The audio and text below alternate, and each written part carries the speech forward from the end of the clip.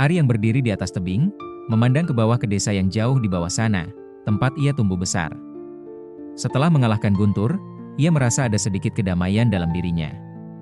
Namun, meskipun kemenangan ini terasa manis, ada perasaan yang belum terjawab, sebuah kekosongan yang mendalam, seakan ada bagian dari dirinya yang masih hilang. Apa yang harus kulakukan sekarang, kakek? Pikir Ari, sambil menatap langit yang kelabu, seolah menunggu jawaban dari alam atau mungkin dari kenangan yang telah lama terkubur. Di sisi lain, Raka yang kini merasa lebih tenang setelah mengakui kesalahannya, berdiri di samping Ari. Kau tahu, Ari, meskipun Guntur sudah jatuh, ada sesuatu yang masih mengganggu perasaanku. Sebelum kita pergi, kita harus tahu siapa sebenarnya yang mengatur semuanya di belakang layar. Ini belum selesai, Ari mengangguk pelan. Aku tahu. Ada sesuatu yang lebih besar dari ini, Raka.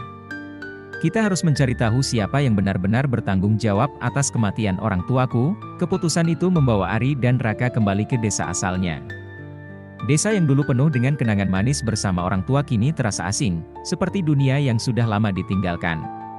Tidak ada lagi suara tawa riang anak-anak bermain atau bau masakan dari rumah-rumah kayu yang dulu menjadi tempat mereka merayakan kebahagiaan. Saat mereka tiba di rumah orang tuanya, yang kini sudah terbengkalai dan penuh dengan dedaunan, Ari berdiri di ambang pintu yang rusak, melihat-lihat sekeliling dengan hati yang penuh kenangan. Ini rumah kami. Suara Ari bergetar.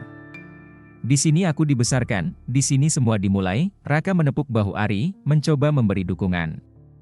Kita akan temukan jawabannya, Ari. Semua ini ada hubungannya dengan siapa yang benar-benar mengendalikan Guntur. Di dalam rumah, Ari menemukan sebuah kotak kayu tua yang tersembunyi di balik lemari yang sudah rapuh.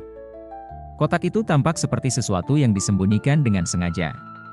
Ketika dibuka, di dalamnya terdapat sebuah peta tua dan beberapa surat-surat lama yang sudah mulai pudar. Ari membuka salah satu surat yang terlihat masih utuh.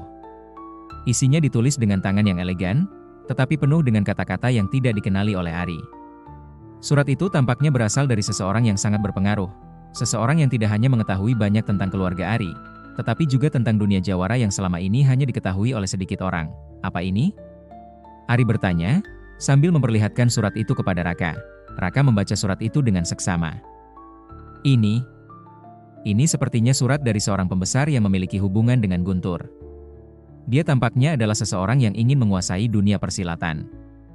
Nama yang tertulis di sini adalah Raden Suryo. Itu adalah nama yang sering terdengar di kalangan para jawara tua, tapi sangat sedikit yang tahu siapa sebenarnya dia. Surat dan peta itu membuka pintu menuju pengungkapan yang lebih besar.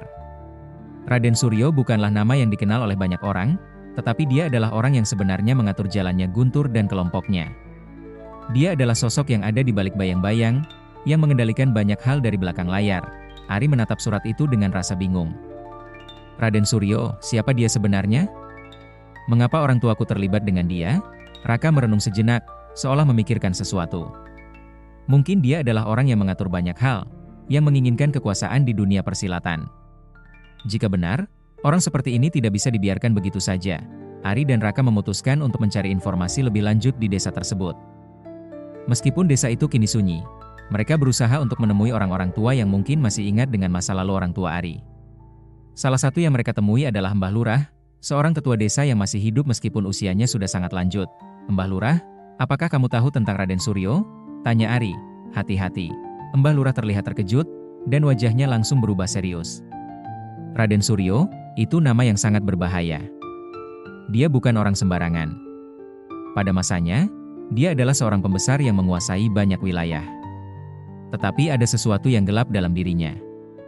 Dia tidak hanya menginginkan kekuasaan, tetapi juga ingin menghancurkan semua yang menghalanginya, termasuk keluarga kalian. Ari dan Raka saling memandang. Jadi, Raden Suryo adalah orang yang berada di balik kematian orang tuaku? Mbah Lurah mengangguk perlahan. Benar.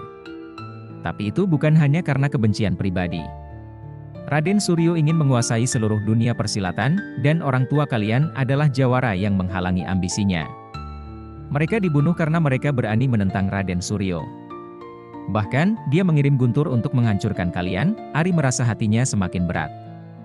Jadi, orang tuaku mati karena menentangnya, Mbah Lurah mengangguk dengan tegas. Ya, dan sekarang, Raden Suryo mungkin masih hidup, bersembunyi di balik bayang-bayang. Untuk menghentikan semua ini, kalian harus menemukan dia dan menghentikan ambisinya. Ari dan Raka menyadari bahwa pencarian mereka belum selesai. Apa yang mereka temukan di desa ini hanya membuka lebih banyak pertanyaan daripada jawaban. Raden Suryo adalah ancaman yang lebih besar dari yang mereka bayangkan, dan untuk mengalahkannya, mereka harus menggali lebih dalam lagi ke dalam sejarah persilatan dan sejarah keluarga Ari. Di luar rumah orang tua Ari, hujan mulai turun dengan deras, seakan alam turut merasakan ketegangan yang ada. Ari menatap jauh ke depan, merasakan panggilan untuk melanjutkan perjalanannya. Aku harus mengakhiri ini. Aku harus menghentikan Raden Suryo dan semua yang dia lakukan. Ini bukan hanya tentang balas dendam, ini tentang melawan kejahatan yang telah merusak banyak hidup. Raka berdiri di samping Ari. Aku bersamamu, Ari. Kita akan mencari Raden Suryo, dan kali ini, kita tidak akan berhenti sampai kita menghentikannya. Ari dan Raka berjalan keluar dari rumah orang tua Ari, menuju masa depan yang tidak pasti. Mereka tahu bahwa pertempuran mereka belum berakhir, dan jalan yang mereka pilih akan penuh dengan tantangan. Tetapi mereka kini memiliki satu tujuan yang lebih jelas, menemukan Raden Suryo dan menghentikan rencananya untuk menguasai dunia persilatan.